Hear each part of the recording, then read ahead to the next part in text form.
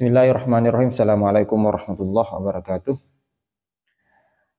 Sahabat-sahabat Rajuan dimanapun kalian berada, alhamdulillah kita berjumpa lagi. Dalam video kali ini, di konten kali ini, ada hal yang ingin saya bahas terkait persoalan LDII yang kemudian ada cuplikan video yang akan saya tampilkan ke sahabat-sahabat sekalian tentang model berorganisasi berjamaah LDII, yang mana kita ketahui bahwa konteks keanggotaan di dalam LDII itu tidak hanya melalui serangkaian administrasi dan lain sebagainya, tapi kemudian ada proses atau ritual baiat yang kemudian harus dilakukan oleh jamaah LDII atau Islam jamaah. Barulah kemudian masuk kategorinya dia sebagai anggota jamaah. Nah, mereka menganggap bahwa orang yang kemudian ingin belajar atau ingin mempelajari apa-apa yang ada di dalam LDII kemudian tidak berbaiat, maka tetap saja dianggap sebagai orang luar. Nah, LDII sendiri atau Islam jamaah sendiri menganggap orang di luar kelompok mereka itu adalah najis, adalah kafir, sebagaimana paham mereka adalah takfiri. Takfiri yang kita pahami dalam sejarahnya itu berasal dari kelompok Khawarij, kelompok Khawarij yang kemudian lahir pasca atau dalam kondisi Khulafaur Rasyidin di masa Ali bin Abi Thalib. Di masa Ali bin Abi Thalib kemudian lahir kelompok yang kemudian tidak menyetujui proses tahkim pada waktu itu, meninggalkan barisan dari Ali bin Abi Thalib dan kemudian membuat kelompok sendiri, dan kemudian gaya gerakan mereka itu adalah sibuk mengkafirkan orang lain di luar kelompok mereka. Sampai dari sejarah yang kita ketahui bahwa Ali bin Abi Thalib itu kemudian meninggal karena dibunuh oleh orang-orang Khawarij. Nah, tapi kita tidak akan membahas soal sejarah itu hanya sebatas pengantar saja agar sahabat-sahabat yang kemudian mendengarkan apa yang saya bahas adalah bisa memahami bahwa LDII adalah sebuah kelompok yang kemudian ini hanya sebatas turunan. Dia punya akar dari masa lalu yang kemudian sampai hari ini sekalipun namanya selalu berubah-ubah, mulai dari misalnya yang kita ketahui Darul Hadis dan kemudian berubah dan sampai pada akhirnya itu berubah menjadi LDII. Saya putarkan dulu ke sahabat-sahabat cuplikan video yang ini yang saya dapat. Baru kemudian kita diskusikan dan kita bahas soal ini. Syahadat dan baiat itu sesuatu yang nggak bisa dipisahin sejak zaman Nabi masih hidup.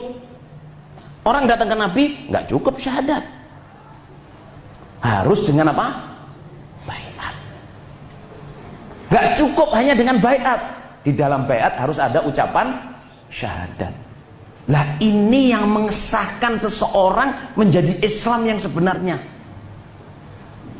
Berucap syahadat di dalam baiat kepada imam yang akan ngurusi orang itu sampai orang itu mati, atau imamnya yang mati. Kalau imamnya yang mati diganti, kita baiat lagi. Kalau kita yang mati, kita disaksikan sebagai jamaah.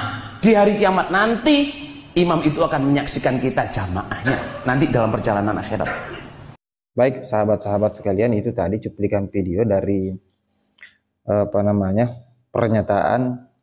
Ternyata model dari Islam jamaah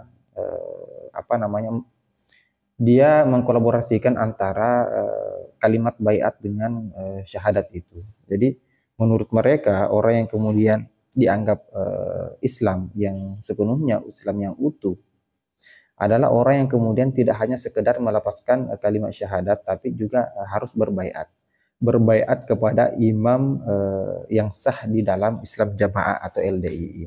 Nah, ketika imamnya meninggal, maka dia harus mengambil baiat lagi, begitu dan seterusnya, sehingga mereka mengatakan bahwa orang yang kemudian meninggal dalam keadaan dia sebagai anggota Islam jamaah telah berbaiat, maka mereka akan berada pada golongan atau kelompok yang kemudian sampai di yaumul akhir mereka akan disaksikan sebagai bagian dari jamaah. Berbeda halnya ketika orang-orang yang kemudian seperti misalnya kita ini yang tidak ada di dalam barisan mereka, itu menurut mereka kita adalah orang-orang yang kemudian dianggap tersesat, bukan Islam yang sepenuhnya, bukan Islam yang sebenarnya. Itu menurut keterangan mereka. Nah, persoalan bayat ini kan adalah sebuah janji atau adalah sebuah sumpah yang kemudian dilontarkan seseorang dalam hal apapun. Ada beberapa lembaga, saya tidak paham apakah semua lembaga melakukan hal seperti itu, tapi dari beberapa lembaga yang kemudian saya ikuti itu memang ada istilah bayat itu ada sebagai bentuk penegasan bahwa kita bersedia menjadi sebuah kader atau anggota. Tapi hitungannya itu tidak fanatik. Tidak fanatik dalam artian orang yang kemudian telah berbaiat sampai pada akhirnya akan keluar misalnya, itu tidak dikategorikan sebagai orang yang sesat.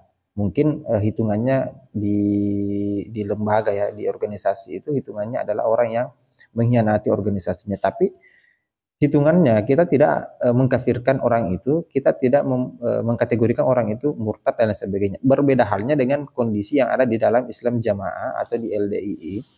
Orang yang telah mengambil baiat dan kemudian mencabut kembali baiatnya, maka itu akan berada pada kategori murtad. Statusnya sama dengan orang yang meninggalkan agama. Statusnya sama dengan orang yang meninggalkan Islam. Saya tidak paham mereka mengambil rujukan seperti ini dasarnya dari mana, apakah ada di dalam Al-Quran atau hadis yang kemudian memuat soal baiat dan lain sebagainya. Nah, kita misalnya membahas soal kelompok-kelompok tarikat yang mu'tabarah yang kemudian punya mursyid, dan mereka ketika masuk dalam salah satu kelompok tarekat itu pasti mengambil baiat. Itu modelnya sama.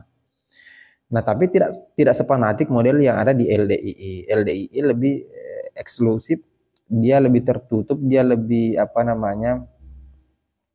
mengunci kadernya dengan doktrin-doktrin yang kemudian memaksakan kadernya itu tidak kemana-mana. Sampai pembelajaran dan lain sebagainya itu mereka tidak bersosial, mereka tidak mengambil informasi dari luar. Sampai sebegitunya. Nah, ternyata itu dimulai lewat doktrin baiat itu tadi. Bahwa mereka ketika misalnya sudah tergabung dalam Islam Jamaah, maka mereka dalam lingkaran pengaturan dari imam atau pengurus LDII dari pusat sampai tingkatan ranting atau tingkatan di lokal ya, kabupaten. Jadi seperti itu. Mereka yang saya pahami, mereka terstruktur kemudian terpimpin ada pengaturan-pengaturan yang kemudian mereka terapkan di dalam LDII, baik bukan hanya sebatas pengaturan kelembagaan, tapi juga pengaturan-pengaturan hal-hal yang sifatnya menyangkut ibadah. Nah, itu yang kita pahami di dalam Islam Jamaah. Silakan tinggalkan pendapat sahabat-sahabat di kolom komentar, bagaimana menurut kalian, apakah hal-hal seperti ini menurut kalian wajar dalam Islam, atau ini adalah sesuatu yang kemudian justru mengkotak-kotakkan umat Islam.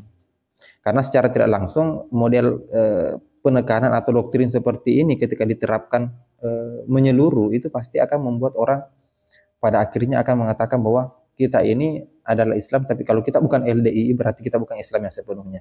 Saya pikir seperti itu untuk pemahaman saya. Silahkan berkomentar. Jika kalian pro dengan apa yang saya sampaikan, silahkan berkomentar juga. Yang kontra dengan apa yang saya sampaikan, silahkan berkomentar juga. Mungkin ada dari kalian yang memang adalah kader atau anggota Islam Jamaah dan kemudian menyaksikan video ini, silahkan berkomentar apa yang kalian rasakan di dalam Islam Jamaah itu sendiri.